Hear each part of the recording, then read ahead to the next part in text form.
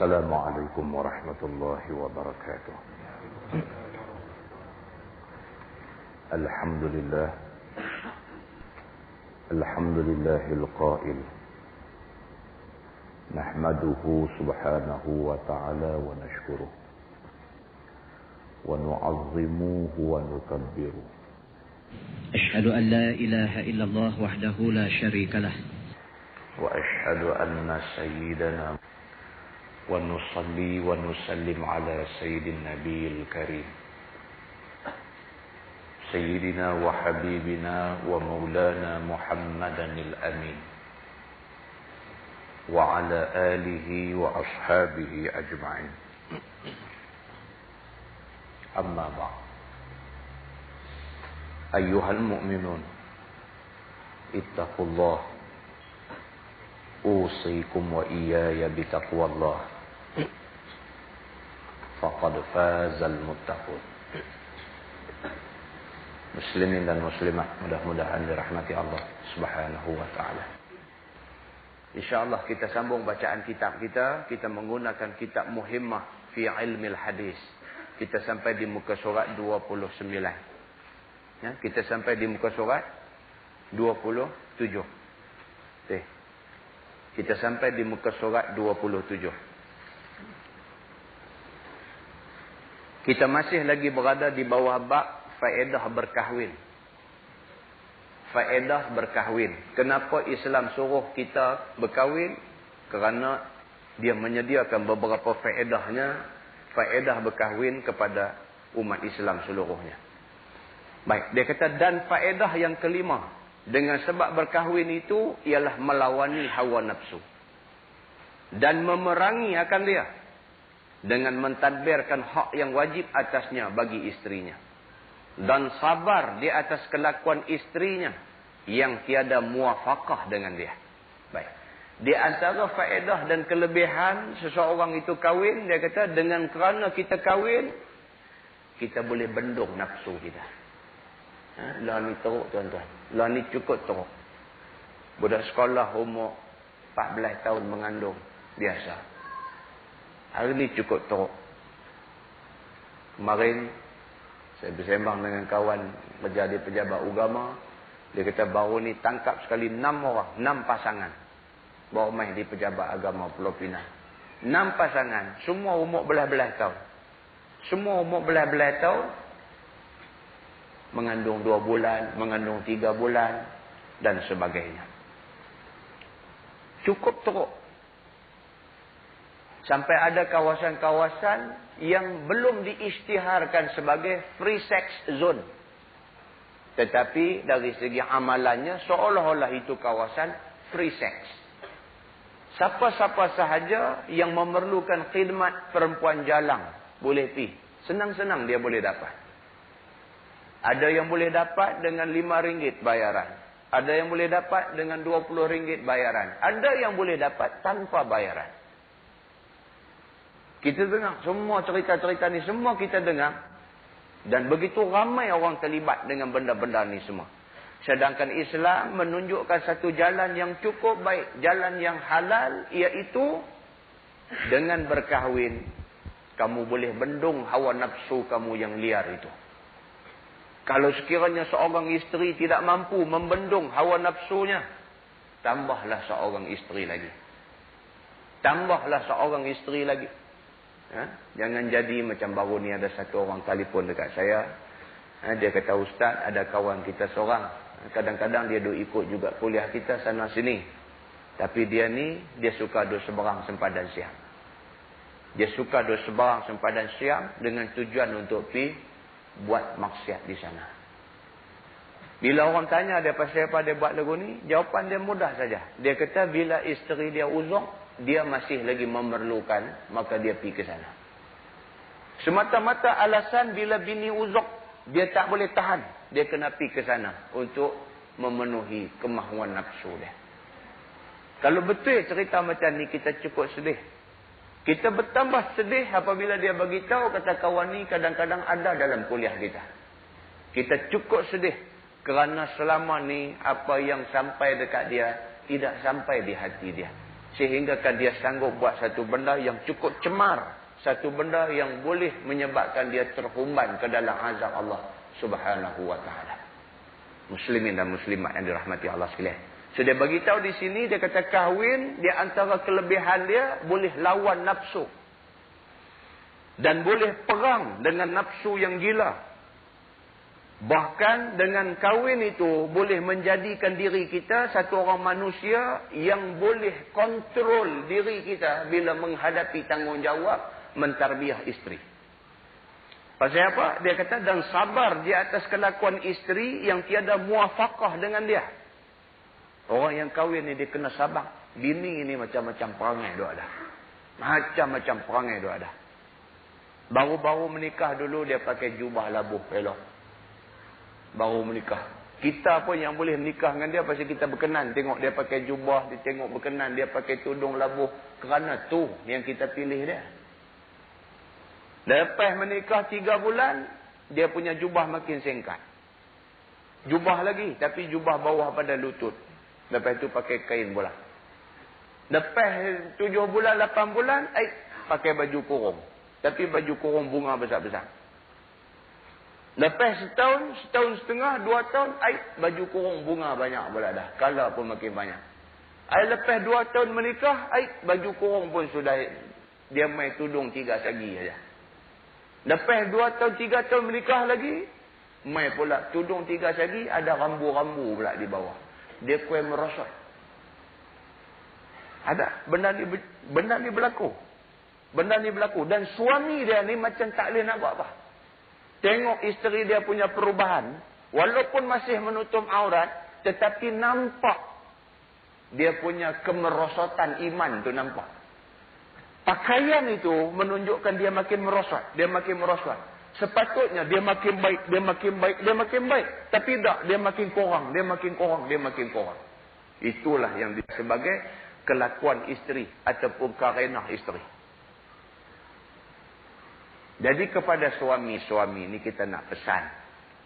Depa ni kena duk peringat selalu. Bila pergi kedai dia duk belek kain bunga tu, kita tanya dia, hang duk belek apa? Dia kata ni kain ni elok, tapi aku tak bagi hang pakai. Kita kata dia. Allah dia kata takkan tak boleh aku pakai di rumah aja. Di rumah pun tak boleh. Kita kata. Dia kata susah lah. Susah tak susah itu peraturan. Kita kata. Kena kontrol dulu tu. Kalau kita kata, okey tak apa. Tapi janji pakai di rumah saja. Dia janjilah sementara nak buat. Bila dah buat esok, pakai. Dia kata hari ni nak pakai pergi kedai baju ni boleh tak? Sikit-sikit dia duduk perban kita. Akhirnya kita kata, tak apa. Tak apa, lama-lama pakai pergi kerja. Baju, bunga, kala macam-macam. Bukanlah satu dosa. Tetapi itu merupakan unsur-unsur tabarruj. Yang kita duduk belajar di sini lama. Kita mau tanya dia, ni yang hang duk pakai, duk make up, duk bagi elok, hang nak tunjuk kat siapa? Hang nak tunjuk kat siapa? Dah lah dia kata, dah lah tak mau. Hang jawab terus, hang nak tunjuk kat siapa? Aku laki hang. Hang pakai di rumah sudah. Allah dia kata, orang lain boleh pakai. Orang lain laki mereka bagi. Hang laki hang tak bagi. Mau jadi lawyer kita ni, mau cakap pandai dengan mereka ni. Kalau tidak, dia belit kita lebih pada ulang sawah belit kambing lagi. Kita tak boleh apa-apa. Dah semua. Kadang-kadang jatuh markah ustaz ni pasal bini aja. Jatuh markah. Orang tengok ustaz ni, tengok Ustaz Samsuri ni, dia ni dengan jubah dia dengan apa. Gamak bini dia lagu mana apa. Dah. Pasal apa saya kata macam tu? Pasal saya sendiri pun dulu bila tengok ustaz-ustaz yang saya rasa saya suka, saya teringat juga, dia ni duk cerita pasal isteri lagu ni, isteri dia lagu mana agama? Kan? Berak kata satu hari jeramah tengok, Allah. Mulut merah duk pakai lagi. Yang dia pergi duk ceramah, duk tegur orang mulut merah, duk tegur apa ni, duk cabut kenin apa semua. Berak kata jumpa sekali, bini dia kenin macam Jambatan Merdeka je. Tak syok. Nampak tak? Inilah kecederaan yang menyebabkan ramai daripada golongan yang bercakap tentang agama, cakap-cakap mereka jadi tawak habis semua. Pasal apa? Bila bercakap, ditali dengan hak sebenar ada pada dia, runtuhlah keyakinan orang pada dia. Saudari muslimin dan muslimat yang dirahmati Allah sekalian. Dia kata, dan lagi pula menanggung atas kesusahan daripada isterinya itu. Dan berusaha di dalam mengislahkan dia. Dan menunjukkan dia kepada jalan agama Allah subhanahu wa ta'ala. Ini susah. Orang yang kahwin ni, dia akan jumpa susah-susah ni semua. Nak tanggung susah atas isterinya, susah.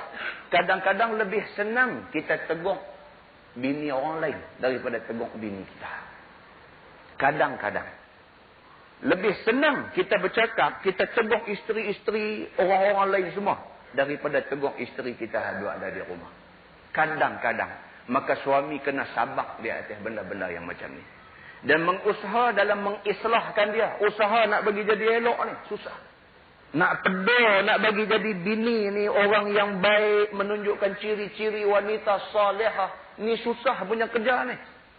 Dan nak menunjukkan kepada jalan agama Allah subhanahu wa ta'ala. Kita nak apa betul dia dari segi agama. Supaya dia duduk di atas landasan agama. Ni semua cerita susah. Dan syariat Nabi Muhammad sallallahu alaihi wasallam itu susah. Nak bawa dia ikut secara sunnah ini susah. Serta bersungguh-sungguh pula mengusahakan bagi rezeki yang halal kerana memberi belanja akan dia. Yang tu pun susah. Kita nak cari makan, nak cari rezeki, nak cari punca pendapatan yang betul-betul halal untuk dijadikan sumber kepada keluarga kita semua. Susah. Baik. Kata dia, dan mentarbiahkan akan segala anaknya. Yang ni lagi susah. Nak betulkan isteri itu susah.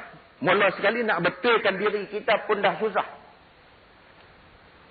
Ada orang perempuan telefon main di rumah. Dia kata, Ustaz, suami saya duk ikut kuliah Ustaz kata, balik main duk bersyarah kat saya, suruh saya lagu tu, suruh saya lagu ni, saya lagu tu, saya lagu ni. Saya jawab kat dia satu aja. Saya kata, yang hang duk ikut kuliah Ustaz Samsuri. Ustaz Samsuri marah sangat orang isap rokok. Yang hang duk isap dia lagi. Dia kena buah tu dan dah muka merah menyala, menyambak, wah, menyambak. Dia kata, bak rokok jangan duk sebut. Bini nak hormat macam mana? Bini nak hormat macam mana? Bini kata, hang pun sembang aja dah. Tapi kalau sekiranya kita duk ikut kuliah, kita bukan saja ikut kuliah, tapi kita sedia untuk ditarbiah. Lain.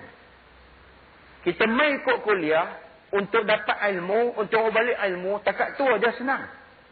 Tapi kita mai dengar kuliah, kita nak supaya kuliah itu boleh mentarbiah kita, boleh didik kita. Apa hak ustaz kata, kalau sekiranya ustaz ni kata bersandar kepada nas yang terang, kita dengar, kita balik, kita buat. Kalaulah kita boleh buat macam tu, bermakna kita adalah manusia yang boleh ditarbiah. Tak payah banyak cakap. Bini kita dengan sendirinya hormat pada kita. Dengan sendirinya dia hormat pada kita. Segan dia kat kita. Dia nampak perbezaan suami dia. Daripada belum mula mengaji, sampailah zaman dia mengaji, ada perubahan di antara dua zaman itu. Kalau dia tak cakap di mulut dia pun dalam hati dia duk teringat. Dia kata, Alhamdulillah lah. Dia kata, suami saya ni sejak duk ikut kuliah, duk mengaji ni, nampak perubahan dia. Alhamdulillah. Kalau itu tercetus dalam hati dia, dia hormat kita insyaAllah. Banyak masalah lah ni. Banyak masalah isteri tak hormat suami. Bukan masalah isteri tak mau dengar apa yang suami kata. Tapi masalahnya, isteri tak mau nak pakai suami tu. Dia tahu hak suami dia tu kata betul. Tapi suami dia tu tak betul. Kalau sekiranya kita suami betul-betul nak jadikan keluarga kita elok, kita tu kena buat.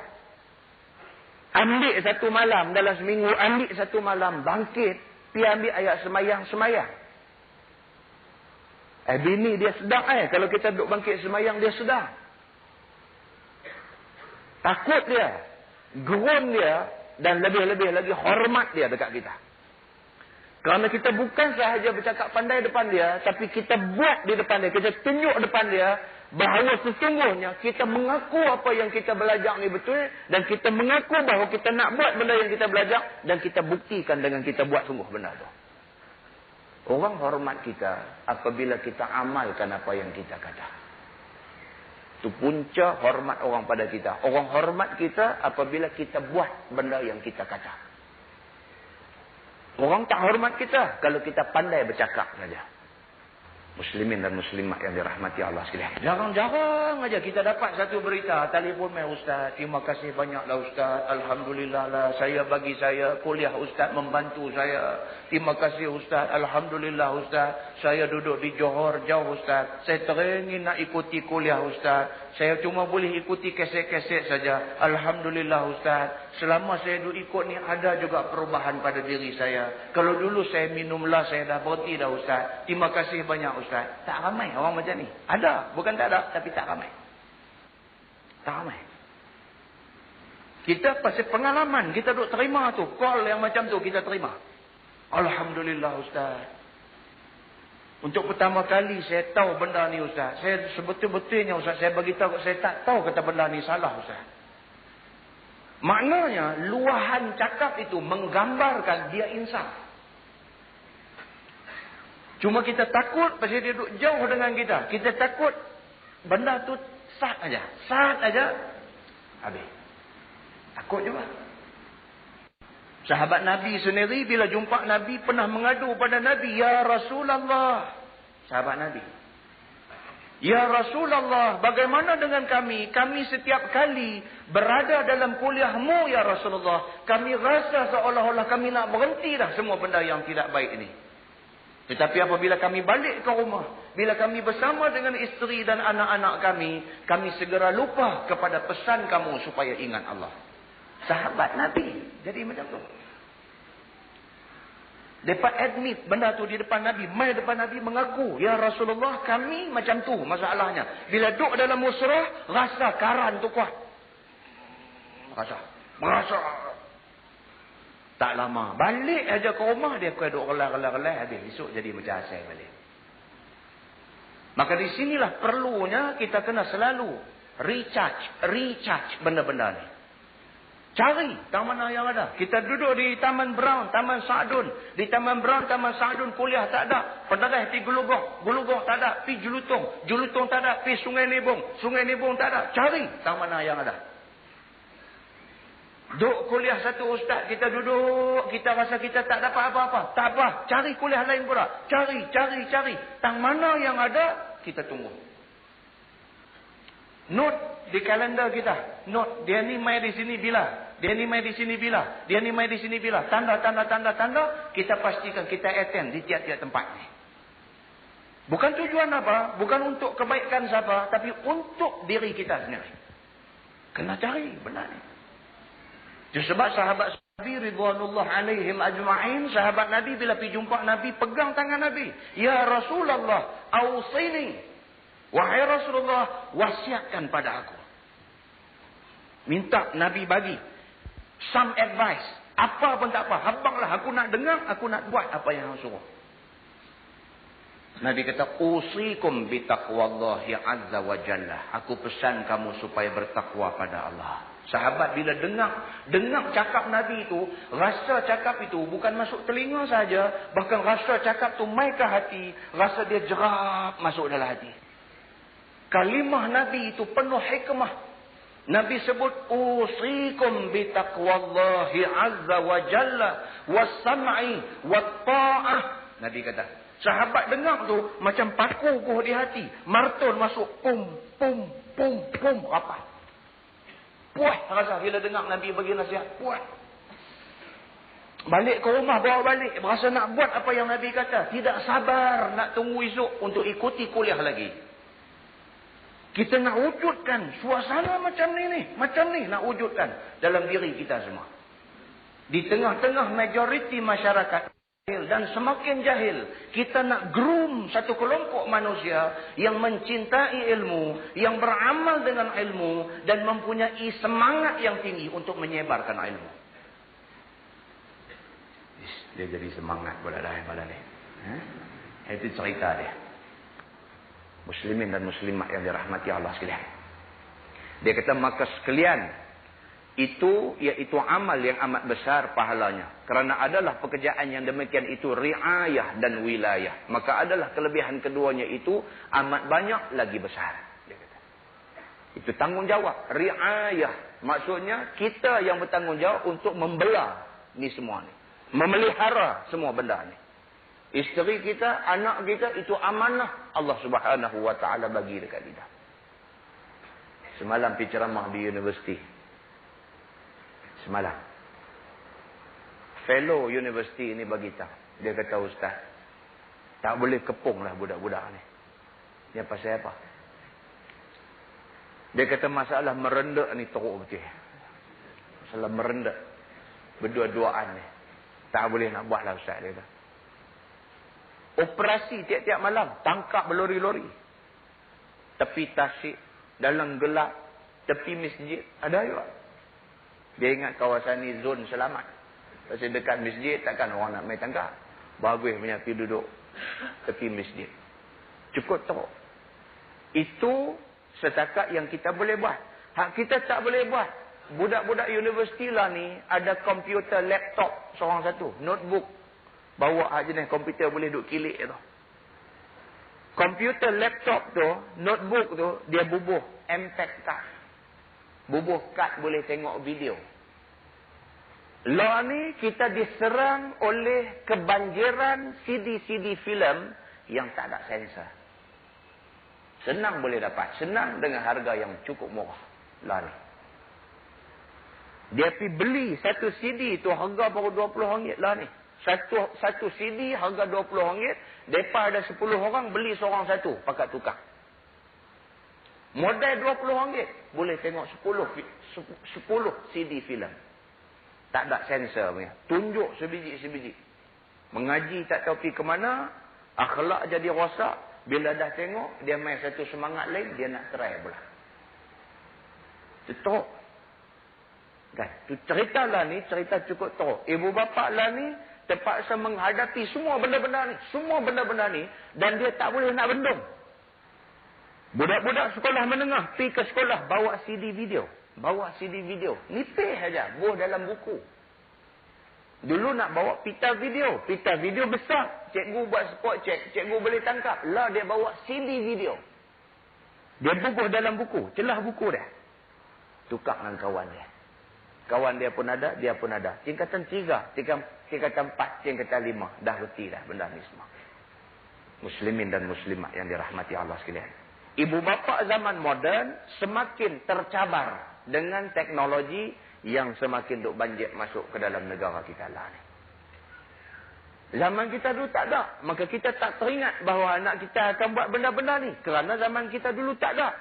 Maka menjadi kewajipan kita hari ni kena ambil tahu apa yang duk ada hari ni. Supaya dengan itu kita boleh bendung mereka ni. Jangan bagi mereka terlibat dengan benda-benda yang boleh merosakkan diri mereka ni. Lah ni dah istihad darurat lah. Masalah sosial ni istihad darurat. Darurat ni kira kapiu lah. Teruk lah. Cukup teruk ni. Saya ada kawan pergi Sabah bawa balik satu pita video. Video tentang ribut gerik di Sabah. Saya tengok lah. Siri kedua punya. Dia ada 2 siri pita video tu. Siri pertama katanya dah tak jual lah. Pasal dia punya gambar lebih menakutkan. Lebih mengingatkan kita kepada kebesaran Allah. Patutnya lebih mengingatkan, mau duplicate jual banyak lagi. Dah, dia lebih mengingatkan tak boleh jual. Lah ni siri kedua. Kawan saya pergi Sabah baru ni, dia baru balik. Saya pasang tengok. Subhanallah, kebesaran Allah. Kemudian kawan yang kata kerja dengan Abrar Group, yang telefon saya tadi, dia pun bagi tahu juga, dia kata ada satu orang kerja di Majlis Keselamatan Negara dekat Jabatan Perdana Menteri Kuala Lumpur. Dia ditugaskan untuk pergi siasat kejadian ribut gerik ni. Siasat apa? Pasal saya dengar macam-macam cerita, jadi dia ditugaskan pergi siasat tengok. Dia duduk di Taman Tun Kuala Lumpur. Dia balik main, dia cerita. Dia kata memang pelik semua. Dia kata. Kawasan yang ambil ribut mai, yang jadi apa nama banjir kuat, yang sungai itu sungai mati. Sungai itu bukan sungai yang sambung. Kalau tak sungai itu sungai mati, jam di ujung tak ada sambung. Sungai itu tiba-tiba hidup dan dia membawa satu arus yang cukup kuat. Dalam pita video yang siri kedua ni nampak Kuat tu ayam rumah tu, kuat.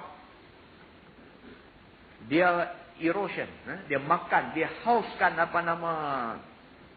tanah tapak rumah tu. Dia makan sikit, akhirnya rumah tu dibawa air. Dalam masa yang sekejap saja. Derahnya air tu, wallahu a'lam, mana dunia punya Allah hantar mai tak tahu. Dengan tiba-tiba air tu dia jadi kuat, dia mai, dia pukul habis pokok-pokok balak, sepemeluk, dua pemeluk, dia bungkas keluar. Dia hanyutkan tanah-tanah tapak rumah ni, akhirnya rumah sebiji berjalan. Sampai dekat satu titi batu, dia rembas titi tu, pelai. Maha suci Allah. Allah tunjuk kebesaran dia. Lebih menakutkan lagi apabila ramalan cuaca kata angin tu betul-betul nak pergi ke lain. Kan? Kita semua baca dalam surah Abad. Angin tu betul-betul nak pergi hala ke selatan Thai tu. Dah pergi dah lepas dah Malaysia, Borneo ni semua dah lepas dah. Patah balik. Yang ni kita heran. Kan? Tapi bila kita fikir balik, yang kata Allah ni, tak ada yang mustahil bagi dia. Tak ada. Tak ada satu benda yang mustahil. Semua dia boleh buat. Iza arada syai'an an yaqula lahu kun fayakun. Bila dah sampai satu tahap, Allah Subhanahu wa taala kata, aku perlu bagi pengajaran pada mereka. Kena manusia. Balik kepada cerita kawan kita yang ditugaskan pergi menyiasat ni, dia kata bila dia pergi tengok tempat tu semua, dia pergi melawat, dia pergi tengok satu-satu untuk balik buat report, dia kata memang betul lah apa yang duk cerita, yang orang duk retrieve daripada internet, yang cerita pasal semua orang duk dapat, betul dia kata. Tapi ada lari sikit berita dia pasal dia ni balik cerita, dia kata ada 2 buah rumah. Dan cerita tu kata ada 1 buah rumah. Dan cerita keluar dalam internet tu. Daripada kawan kita yang kerja majlis keselamatan ni. Dia cerita kata 2 buah rumah ada. Sebelah menyebelah rumah tu. Duduk betul-betul di tengah laluan air beras. Tapi rumah tu tak jadi apa. Jadi bila dia ditugaskan pergi siasat, tanya dan sebagainya. Apa yang dia dapat. Dia kata tapi ini cuma cerita-cerita orang ramai saja. Apa yang dia dapat. Bahawa sebelum kejadian tu, 2 rumah ni didatangi oleh satu orang yang memakai jubah putih dan berserban. Dan dia ni masuk dalam rumah mereka ni, rumah orang Islam yang 2 buah ni. Dia bagi tahu dekat mereka, dia kata malam ni bala Allah akan turun. Dia kata, jaga baik-baik, isilah malam ini dengan ibadat pada Allah. Lepas itu, kau ni pun tak kata apa, dia kata dia nak pergi rumah sebelah pula. Dia pergi pula rumah sebelah. Dia pesan macam tu juga. Kemudian dia minta nak minum air. Cerita yang kawan ni bawa balik. Tuan rumah sebelah ni masuk pergi dalam nak ambil air, keluar mai dia tak ada. Dia tak ada. Tak lama lepas tu ribut pun main. Dan 2 buah rumah ni duduk di tengah-tengah laluan ribut dan air deras. Tapi tak relai, tak jadi apa. Selamat 2 isi rumah ni. Kawan kita daripada Abra.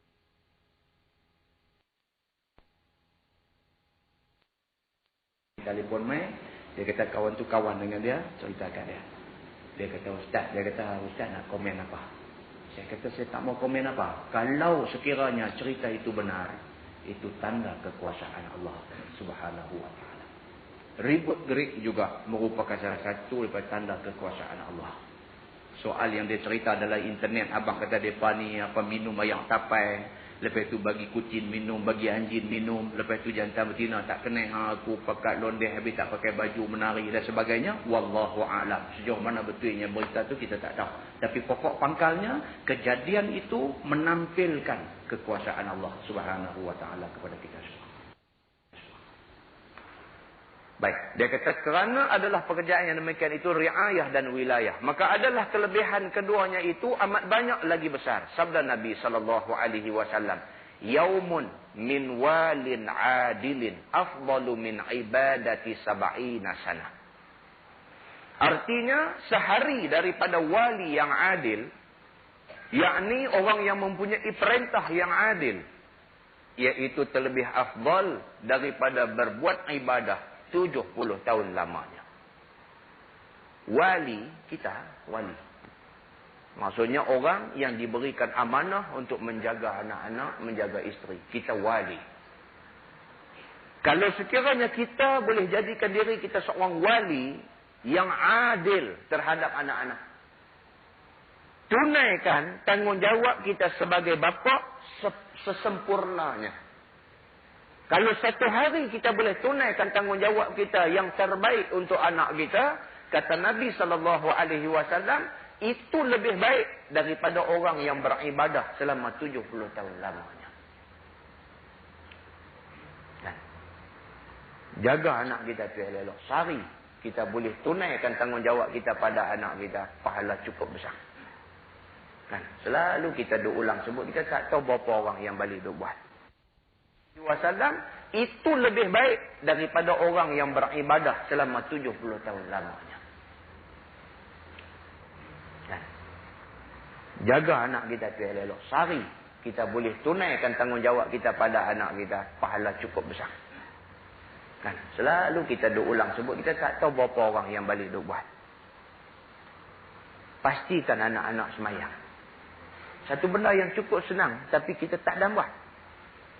Pastikan anak-anak semayang. Bangkit subuh tu gerak anak, bangkit. Abang, bangkit, semayang subuh. Budak ni dia bangkit. Dia bangkit berdiri, kita pun tengok dia bangkit, kita pergi. Dia tidur balik. Budak-budak, biasa lah. Kita main lagi, la ilaha illallah, tidur balik. Bangkit semayang. Dia kata semayang dah. Pemohong belah dah. Yang tarik mata, 2-3 kepin lagi di biji mata, hang semayang apa? Kata-kata. Buat terkejut. Terkejut. Masuk pergi bilik ayam. Kita tunggu tepi pintu bilik ayam tu. Barulah ambil ayat semayang elok apa. Gosok gigi ambil ayat semayang elok apa semua. Kita pergi ke depan. Dia tidur balik. Gosok gigi dah, ambil ayat semayang dah, dia tidur balik. Punya kuatnya setan ni. Kan? Tu lagu Rehan keluar cerita lagu semayang subuh tu. Bila tabuh berbunyi apa semua di pagi hari. Bagus tu. Bagi anak-anak kita dengar. Dengar lagu ni. Dia cerita pasal apa? Tanya, ada latihan pula. Dengar lagu saja tak? Ada latihan pula. Dengar lagu ni baik-baik. Dan dengar soalan yang dikemukakan. Soalan yang pertama, apakah mesej yang dibawa oleh lagu ini? Dia cerita orang tak semayang subuh. Pandai. Hang pandai. Jadi hang macam mana? Tak semayang lah. Kena. Sebagai bapa, pastikan mereka semayang. Lebih daripada tu, pastikan anak kita semayang dengan betul, ambil ayat semayang semua betul. Pastikan dia pergi sekolah tu, kalau dia balik lambat, dia ada kerja betul di sekolah. Jangan dia jual kita sekupang dua duit. Tak mahu. Dia pergi klaim, dia kata dia ada kelas tambahan. Dia pergi klaim, dia kata ada latihan rumah sukan. Padahal, dia ada di supermarket terbesar di zon utama. Dia ada di supermarket terbesar zon utara. Bagus punya dia melengkak di sana. Mak dia tak tahu, bapak dia tak tahu. So, kalau sekiranya kita boleh jadi seorang suami, kalau kita boleh jadi seorang bapa, yang kita berjaya tunaikan tanggungjawab kita sepenuhnya untuk tempoh satu hari kepada anak kita, maka tindakan kita jaga mereka dengan sempurna selama satu hari itu lebih baik daripada ibadah 70 tahun lamanya. Itu dia. Dia nak abang kata berat ni, tanggungjawab jaga anak ni cukup berat. Baik. Maka adalah segala orang yang menanggung kesusahan ahlinya dan anaknya itu menempati akan kesusahan di dalam pergi perang sabilillah. Dia ibaratkan orang yang duk jaga anak nak bagi jadi elok ni, dia ibaratkan orang ni seperti mana orang yang susah di perang sabilillah. Susah. Maka dengan kerana itulah kita baca malam ni, dia kata orang yang boleh jaga anak bagi jadi elok ni, seolah-olah dia menempati tempat orang yang berjihad fi sabilillah. Kan? Kadang-kadang kita tengok ada satu orang dalam kampung kita, anak dia ada 10 orang. 10 orang anak. Alhamdulillah. Ke 10-10 anak dia elok-elok semua. Kita tengok balik diri kita, ambil cermin tengok kita. Kita anak 3 orang aja. Berserabut 3-3. Apa cerita ni? Anak ni daripada beranak keluar. Sampai umur 23 kita nak bagi menikah. Kalau kita jumlah-jumlah duit kita belanja kat dia, tak tahu lah banyak mana, tak tahu nak abang. Kan? Kat budak-budak ni mondok pesan lagu tu kat depa. Hampa ingat baliklah. Daripada hampa beranak keluar, berapa banyak ayah hampa habis belanja kat hampa sampai nak jadi besar ni. Berapa banyak duit dia habis. Susu saja hampa deras sampai berapa ribu ringgit. Susu saja. Belum masuk kain lampin lagi. Lah ni lampin tak orang pakai dah. Pampers saja ya. Bungkus pampers habis lempak. Bungkus pampers ambil lempak. Senang. Kan? Berapa banyak duit. Kalau ayah dia beli satu buku kulit tebal tu. Duk tulis. Tiap-tiap belanja dia pada anak dia. Tulis. Lain sekali jumlah-jumlah pak dia terkejut. Banyak sungguh duit aku perhabiskan. Aku minta duit hang 1,000. Hang tarik muka masam kat aku. Kan? Itu cerita dia. Jadi banyak sekali belanja yang digunakan oleh ibu bapa untuk besar satu-satu orang anak. Kerana sabda Nabi SAW, dinar yang engkau belanjakan akan dia di dalam perang sabilillah. Dan dinar yang engkau belanjakan akan dia di dalam memerdekakan sahaya. Dan dinar yang engkau sedekahkan dengan dia atas orang yang miskin. Dan dinar yang engkau belanjakan akan dia atas ahlimu. Maka yang terlebih besar pahalanya, iaitu dinar yang engkau belanja atas ahlimu. Itu dia. Kita guna duit kita untuk belanja pada macam-macam kebaikan. Itu besar pahala. Tetapi lebih besar pahala sekiranya duit itu digunakan untuk anak-anak kita. Setiap sen yang kita belanja tu pahala di sisi Allah. Membesarkan anak ini satu amanah Allah. Maka orang yang menunaikan amanah diberikan pahala besar oleh Allah Subhanahu wa taala. Saya jumpa satu orang kawan baru ni. Dia ni, ya Allah, dia kata, Ustaz, kalau boleh abang tentang mana tempat boleh ikhtiar sikit abang Ustaz, dia kata. Isteri saya 7 kali dah. 7 kali dah mengandung. Pergi cek doktor. Doktor kata 2 bulan mengandung. Seronok, Alhamdulillah. Balik rumah ni jagalah, tak bagi bini buat kerja dan sebagainya. Masuk bulan yang ketiga, hilang anak dalam kandungan. Tak ada. Pergi pula kat doktor cek, scan, tak ada. Doktor tu juga dulu scan ada. Pergi pula, tak ada. Doktor kata macam biskut ni. Sekejap ada, sekejap tak ada. Kan? Kadang-kadang pula ada. Pergi cek ke doktor. Doktor kata ada. Pergi cek bagi kerap. Tiap-tiap minggu cek. Tiap-tiap minggu cek. Nak pastikan kandungan tu ada. Dan tak hilang dalam tempoh yang terdekat tu. Cek. Sampai 3 bulan. Doktor kata, dia kata bukan anak ni. Sebaliknya dia mengandungkan anggor saja. Dia jadi macam anggor dalam rahim tu. Doktor kata terpaksa kena cuci. Masuk ward 1 minggu. Proses buang habis segala anggor-anggor dalam kandungan dia. Buang habis. Dia keluar anggor bulat-bulat. Tak ada. 7 kali dah Ustaz. Dia kata, saya ni habis ikhtiar dah. Duit habis bukan sikit Ustaz. Ribu-ribu. Abang dekat pakar. Himpun duit pekin belanja. Punyalah teringin nak seorang anak. Itu sebab Ustaz. Dia kata, bila saya tengok dalam surah abang. Cerita orang buang anak. Boleh saya nak pergi tempat tu. Saya nak tolong polis siasat cari siapa yang buang ni. Kalau dapat saya nak bagi penampak sewa pergi balik. Dia kata. Kita ni punyalah. Orang putih kata eager. Nak anak ni ya Allah. Sembahyang hajat. Buat baca yasin. Minta doa. Sujudnya lama. Minta. Ya Allah bagilah setidak-tidaknya seorang anak pada aku. Ya Allah aku mau zuriat aku. Ya Allah. Tengok orang duk lempak tepi jalan. Dia kata, Ustaz, sakit hati sungguh. Saya tengok. Maha kaya Allah Subhanahu wa ta'ala. Maha kaya Allah Subhanahu wa ta'ala. Orang yang betul-betul nak. Yang kalau ditakdirkan dia dapat anak, kita ingat dia jaga anak tu, tak tahulah. Buh bedak sehari tak tahu berapa kali. Punya sayang. Allah tak bagi. Tak bagi. Hak duk buat kerja haram no.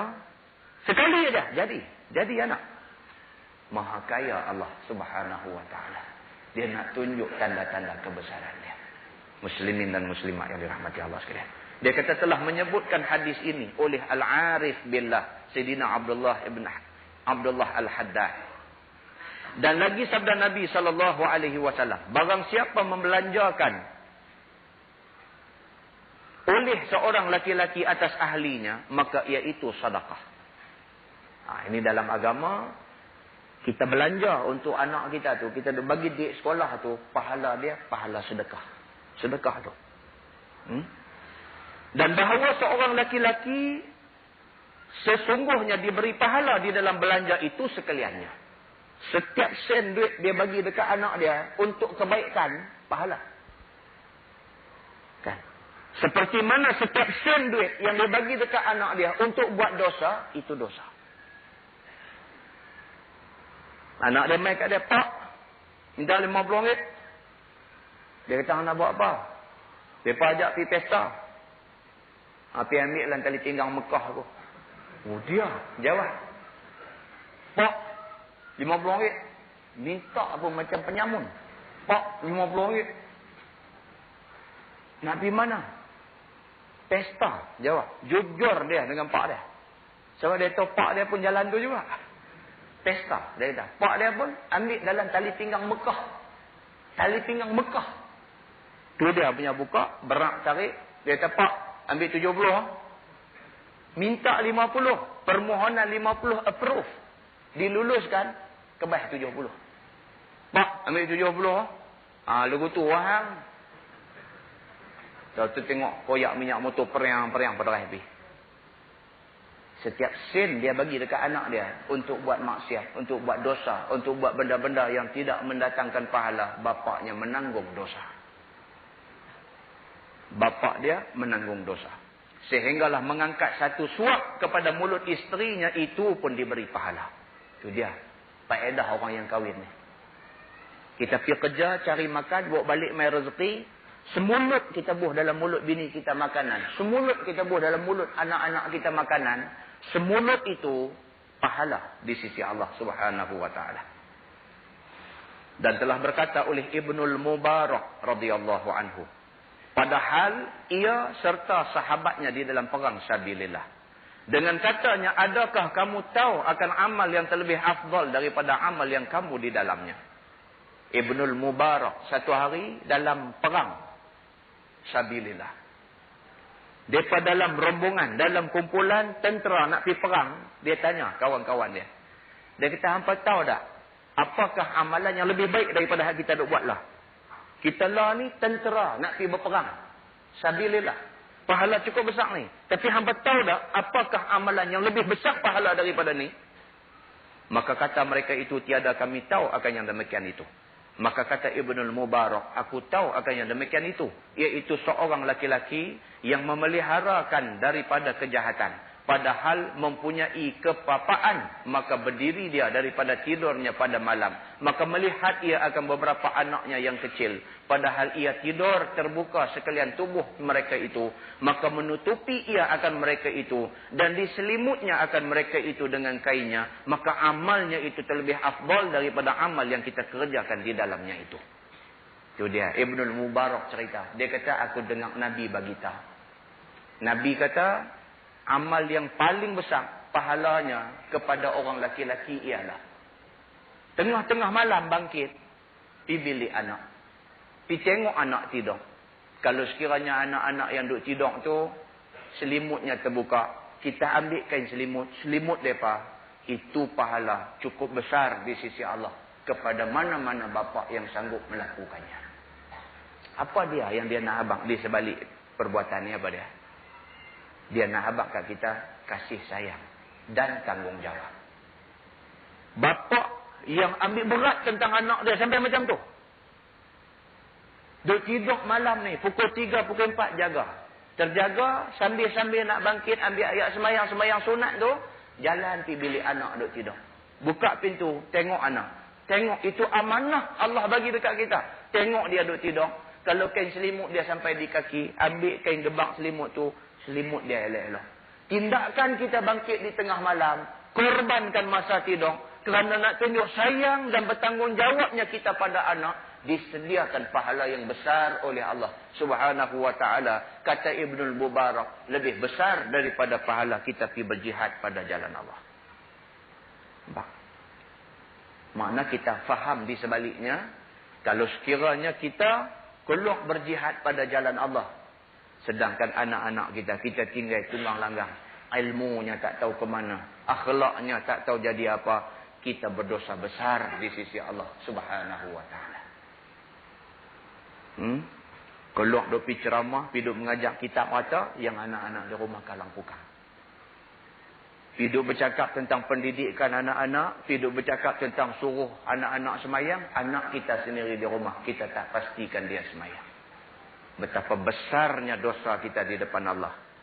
Betapa susahnya kita nak jawab di depan Allah. Kerana cuainya kita daripada menunaikan tanggungjawab kita di depan Allah Subhanahu wa ta'ala. Baik, dan lagi sabda Nabi SAW, barang siapa baik sembahyangnya dan banyak ayalnya. Ayal, yakni banyak isteri dan anaknya. Okay. Dia kata di sini Nabi SAW bersabda, barang siapa yang baik sembahyangnya, dia ni orang kuat sembahyang. Bukan sahaja dia orang kuat sembahyang, bahkan dia orang yang ada isteri dan anak yang ramai. Dia kuat sembahyang dan dia juga satu orang manusia, anak ramai. Dan sedikit hartanya. Nampak tak?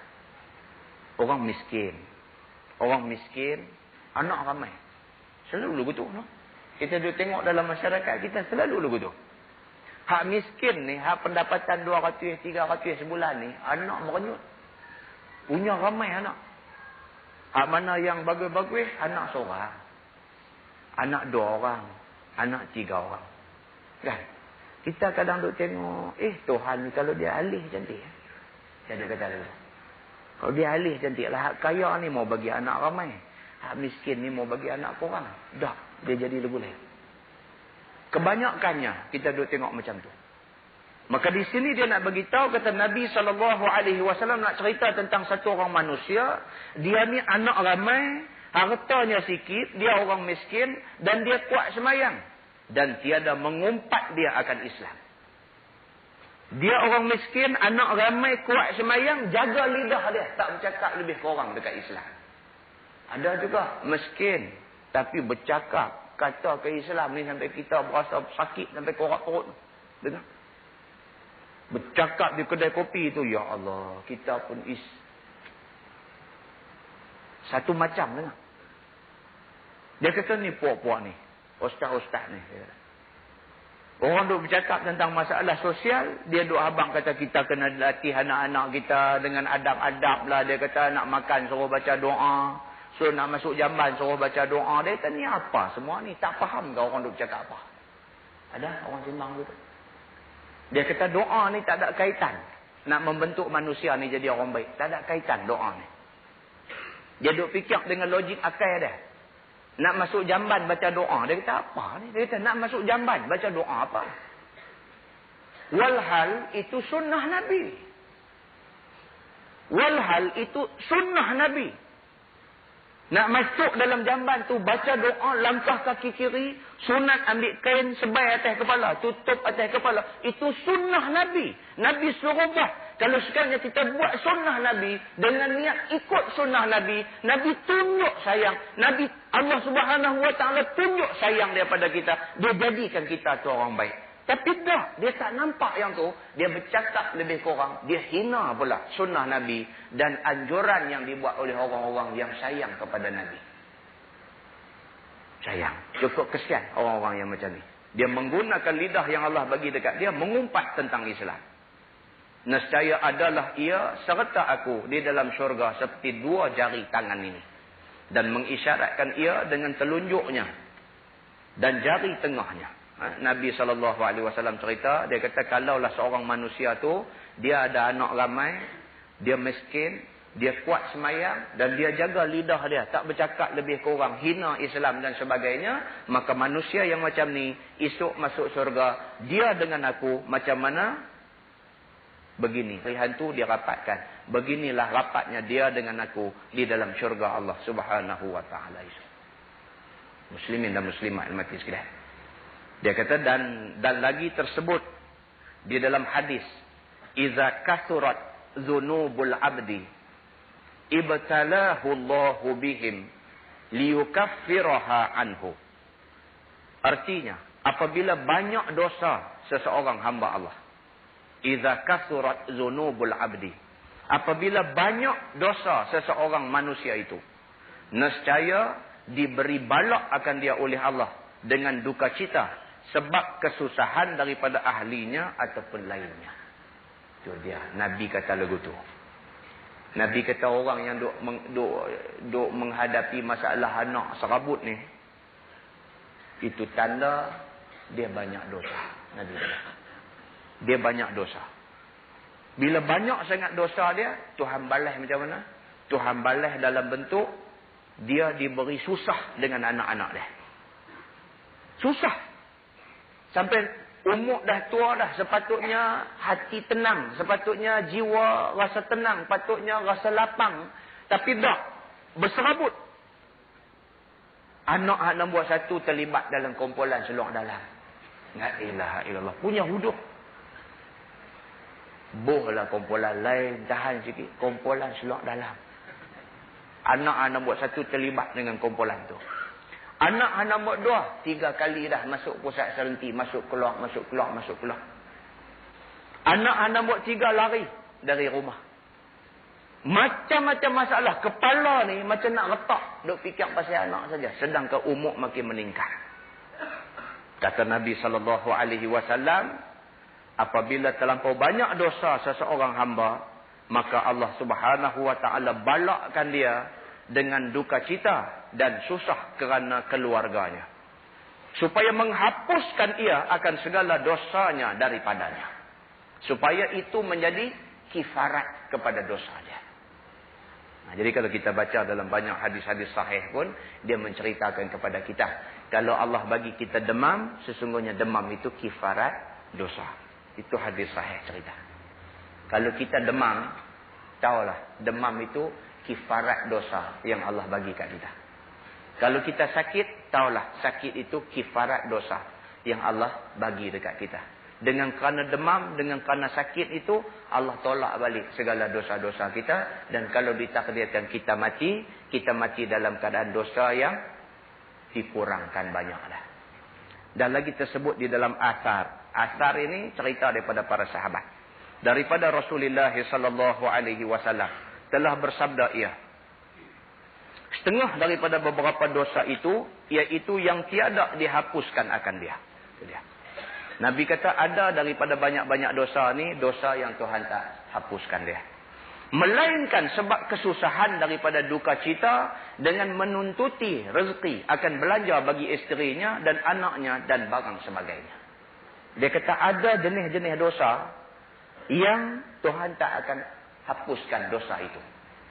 Melainkan sekiranya dia tunaikan tanggungjawab pada anak isteri dia. Apabila dia tunai tanggungjawab pada anak isteri dia, dosa-dosa itu dihapuskan oleh Allah. Ada setengah dosa, itu balasan dia. Dan tersebut di dalam beberapa khabar anbiya, bahawa sesungguhnya beberapa kaum yang masuk mereka itu atas rumah Nabi Yunus alaihi salam. Maka menjamu ia akan mereka itu. Maka adalah Nabi Yunus alaihi salam tiap-tiap masuk dan keluar daripada rumahnya itu menyakiti akan dia oleh isterinya.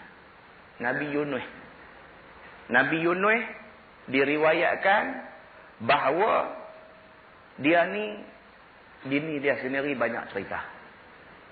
Orang duk pi rumah dia, duk pi rumah Nabi Yunus ni, pi duk tengok bini dia ni perangai tak elok.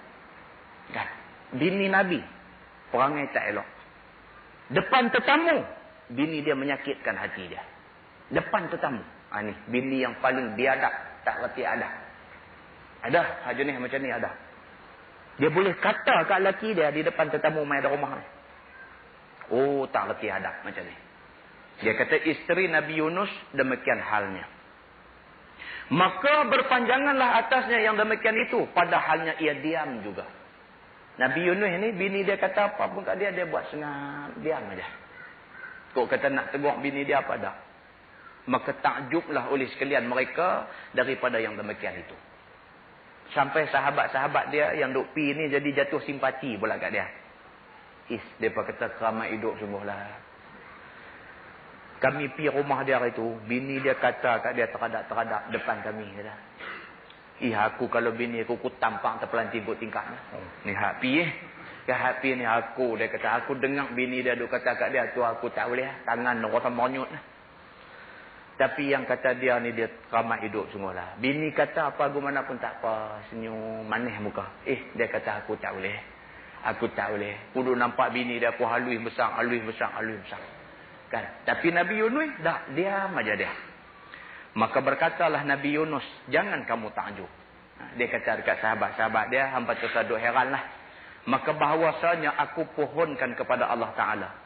Maka kata aku baginya, wahai Tuhanku, barang yang seksa bagiku dengan dia di dalam akhirat, maka segera akan olehmu akan daku akan dia bagiku di dalam dunia. Nabi Yunus pula kata, dia minta dekat Tuhan, dia kata, ya Allah, dia kata, kalaulah sekiranya aku ni ada dosa, janganlah seksa aku di akhirat. Biarlah dikenakan balasan itu pada aku di atas dunia dalam bentuk bini aku duk buat kat aku macam ni. Bini duk buat kat aku macam ni menyebabkan aku diampun dosa oleh Allah. Itu lebih baik daripada aku pergi ke dalam alam akhirat esok aku diazab oleh Tuhan. Dia jawab macam tu. Okey? Baik. Maka firman Allah Subhanahu wa taala bahawa sesungguhnya seksamu di dalam dunia itu iaitu anak si Polan yang perempuan, maka engkau buat isteri dengan dia. Maka kata Nabi Yunus, maka aku pun berkahwinlah dengan dia dan aku sabar di atas kesakitan yang engkau lihat akan dia daripadanya itu dan aku sabar di atas kesakitan yang engkau lihat akan dia daripadanya itu. Dia kata, jadi dia minta kat Tuhan awal-awal. Ya Allah, kalaulah aku ada dosa, aku minta janganlah dia azab aku di akhirat. Biar pi atas dunia ni aku kena. Jadi oleh kerana itu permintaan Nabi Yunus, Tuhan takdirkan Nabi Yunus menikah dengan satu orang perempuan. Satu orang perempuan yang mendatangkan banyak masalah dekat dia. Dan dia sabar di atas masalah yang menimpa dia. Dengan kerana itu Allah Subhanahu wa taala kifaratkan sikit-sikit kesalahan dia. Jadi ini dia kata doa dia dah dekat Tuhan. Memang Tuhan yang perintahkan dia menikah dengan perempuan ni. Dan sememangnya dia tahu dah perempuan ni banyak cerita. Jadi dia sabar saja. Dengan sabar itu Allah gugurkan mana-mana kesilapan dia. Dan telah berkata oleh Imam Al-Ghazali rahimahullahu ta'ala, bermula sabar atas kesusahan isteri dan kesakitannya yang disakiti oleh isterinya itu, iaitu setengah daripada beberapa faedah berkahwin, tetapi tiada dapat manfaat dengan dia. Wallahualam. Yang ini kita baca kemudian. Ini kita nak tengok pula satu bab baru lepas ni, sabar di atas kesusahan kahwin pula. Tadi faedah kahwin. Lepas ni kita nak tengok apakah manfaat yang akan kita dapat sekiranya kita sabar dengan musibah akibat daripada kita berkahwin. Wallahu a'lam. Cerita Saidina Umar ni cengeng. Kan? Silap sikit nak pancung orang. Silap sikit nak kerkah orang. Silap sikit jerkah orang. Saidina Umar. Masa dia jadi khalifah, rakyat di bawah pemerintahan dia ada masalah nak pergi jumpa dia lah, mengadu dekat dia. Satu hari dia pergi rumah dia nak mengadu tentang masalah rumah tangga, bini ketegak, bini bantah tak mau dengar cakap. Sampai dekat rumah Saidina Umar, tengok Saidina Umar duk kena marah dengan bini dia. Yang tu kita nanti jumpa bulan depan insya-Allah. Cerita banyak tu aja. Supaya jangan sampai tuang bulan depan.